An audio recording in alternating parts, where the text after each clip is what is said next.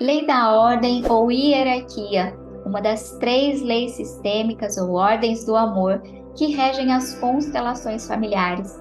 É sobre isso que eu vou falar nesse vídeo. Vou trazer exemplos práticos de como ela atua dentro das empresas e também no sistema familiar, um caso real. Você já teve uma sensação de peso?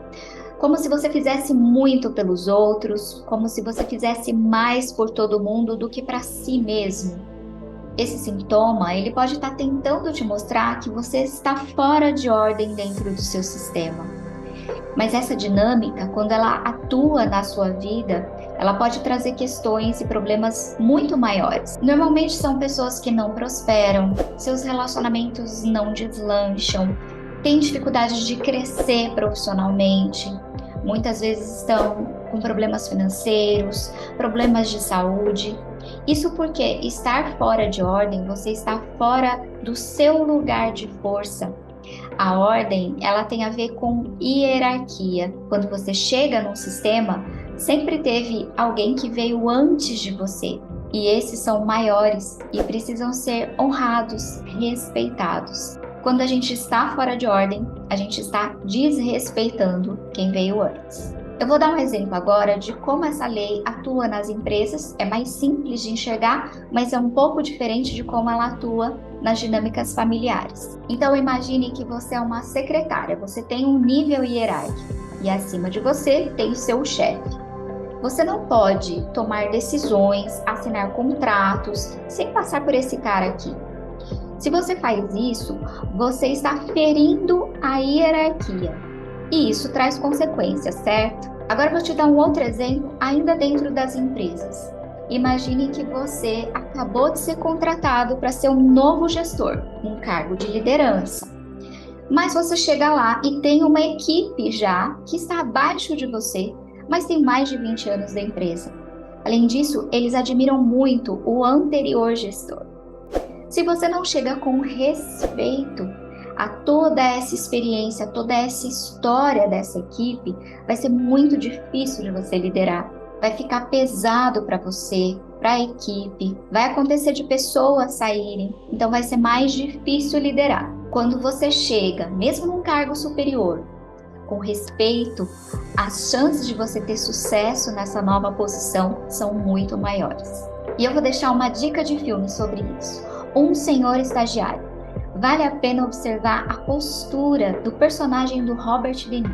Já na família não tem isso. Acabou de nascer e já quer um cargo de liderança. Quem veio antes é maior. Imagina você uma árvore. Nessa árvore tem galhos e lá na pontinha daquele galho tem uma folha bem verdinha que acabou de nascer. Você consegue imaginar essa folha nutrindo a raiz da árvore? Não é um movimento natural da vida.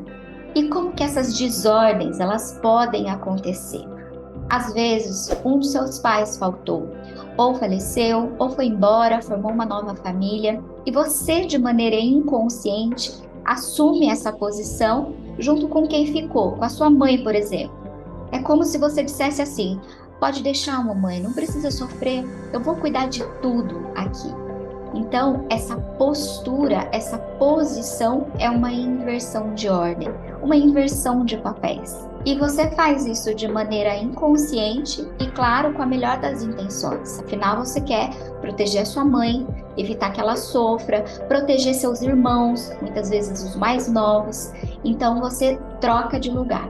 Às vezes, pode ser o lugar de um irmão mais velho, que também faltou, ou um filho que não foi reconhecido de um relacionamento anterior do seu pai, muitas vezes um aborto. E aqui pode estar acontecendo também a dinâmica do pertencimento. Para você saber mais sobre essa lei, assiste esse vídeo que eu vou deixar aqui no card. E além disso, tem muitos casos também de irmãos caçulas.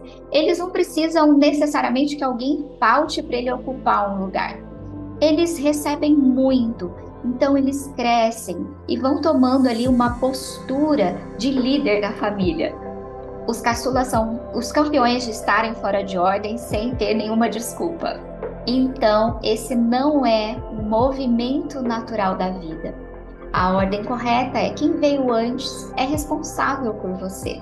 Mas Suleima, meus pais já são velhos, isso quer dizer que eu não posso cuidar deles? Não é sobre isso. Você pode e deve apoiá-los na velhice. Mas aqui nós estamos trazendo dinâmicas onde você se sente totalmente responsável por eles, onde você quer cuidar de tudo e de todos, quando eles ainda são capazes de se sustentar, mesmo que eles tenham condições financeiras inferiores à sua. E aí entra também um pouco de culpa, né? Porque eu recebi muito deles e aí eu quero retribuir, não me sinto liberado para viver a minha própria vida. Quando você faz isso por toda a sua família, você enfraquece não só você, você enfraquece todos eles, porque eles acabam não se sentindo capazes de fazerem por si só. E nesses casos, por mais que você faça, podem ter muitos conflitos familiares, principalmente entre irmãos. Isso porque quando você age dessa forma, de maneira inconsciente, você está se colocando numa postura de superioridade, como se você fosse mais, como se eles fossem pequenos e você fosse grande. E isso fica pesado para você. E muitas vezes você se sente injustiçado, porque todos eles têm os seus relacionamentos e você não. Mas ainda assim, você não consegue sair desse lugar, porque o trono que você se colocou é uma posição muito atrativa. Ele te dá poderes, mas o seu lugar de força não é lá. Do trono que você se colocou, você não é líder da sua própria vida, mas você tem uma falsa sensação de que é líder da vida dos outros. E aqui eu quero trazer um caso real. Um cliente que veio constelar o motivo da sua vida não prosperar em vários aspectos, relacionamentos e prosperidade financeira. E ali no campo a gente percebeu uma dinâmica de que quando seu pai faleceu, ele ainda era adolescente, ele ocupou esse lugar, do lado da mãe. Ele era assim, o mais velho de 4 irmãos, mas ocupou o trono do papai. E no inconsciente dele ele disse: mamãe, pode deixar, eu cuido de tudo. E então ele cuidava até da mãe, dos irmãos, dos sobrinhos, ele se sentia responsável por todo mundo. Na questão relacionamentos, por exemplo, por que ele não conseguia constituir a sua própria família? Porque ele já tinha uma família. Ele tinha uma postura interna de marido da mãe. Estou falando de postura interna, tá, gente? Não é nada físico. Então, se ele já tem uma família, como é que ele vai estar disponível para constituir a sua própria família? Ele já cuida ali de muita gente. Nessa situação, todos na casa dele tinham condições de se sustentarem, de se manterem sozinhos, mas não sentiam que tinham força, porque ele tirava essa força, não só dele, como de todos. E quando ele decide dar esse passo, fazer esse movimento, que inclusive foi muito difícil para ele, porque ele ficou, né, uma vida nessa postura, muito tempo. Ele foi dando um passo de cada vez.